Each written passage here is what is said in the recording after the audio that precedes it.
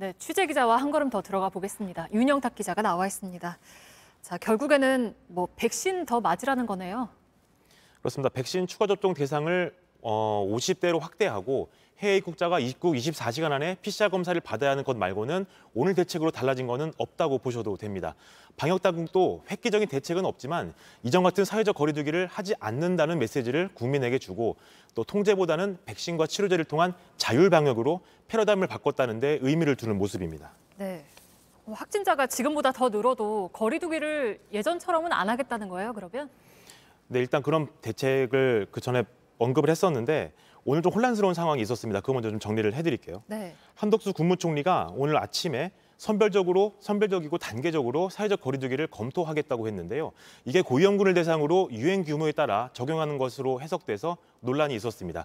이를 의식해서 백경란 질병청장이 이전 같은 전 국민 대상의 일률적인 사회적 거리 두기 도입은 하고 있지 않다라고 못 박으면서 진화에 나섰는데요. 이렇게 국무총리와 질병청장 모두 중대한 변화가 있으면 한다고 했는데 언제 또 어떤 상황을 말하는 것인지는 밝히지 않았습니다. 네, 그러면 하루 확진자 20만 명이 기준이 될 수 있습니까? 그런 논란도 있었는데요. 일단 거리두기뿐 아니라 요양시설, 면회 제한 등 추가 방역 대책이 있습니다. 근데 이거를 시행을 모두 나중으로 밀어놨는데 이 기준이 모호합니다. 네. 20만 명이라는 숫자는 당국이 예상한 이번 유행의 정점인데요. 우리 의료체계를 최대한 동원하면 감당할 수 있다는 당국의 설명이 있었습니다. 추가 방역 대책은 언제 시행되는지 물어봤는데요. 확진자 숫자뿐 아니라 중증화율이나 치명률 등을 종합적으로 봐야 한다는 답이 왔습니다. 전문가들은 확진자 5만 명, 또 10만 명 등 이렇게 상황에 따른 종합적인 대비책이 이미 마련됐어야 한다는 지적을 하고 있습니다. 네, 그러면 그동안 강조해왔던 과학 방역 차원에서는 주목해볼 부분이 있습니까?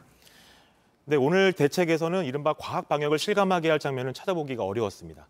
브리핑이나 자료에서 수치가 많이 등장하긴 했습니다. 그런데 이전에도 참고 자료로 배포했던 것과는 크게 다르지 않은 모습이었습니다. 이에 대해 정기석 자문위원장이 말을 했는데요.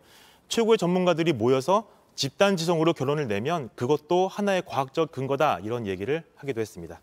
실효성 논란이 있긴 했는데요. 정부가 과학 방역의 출발점으로 삼았던 국민 항체 조사나 다중 이용시설 환기 기준 마련 등이 모두 늦어지면서 전 정부와 차별을 둘 만한 근거를 만들지 못했다는 분석입니다. 네, 그러면 의료 현장은 지금 상황이 어떻습니까?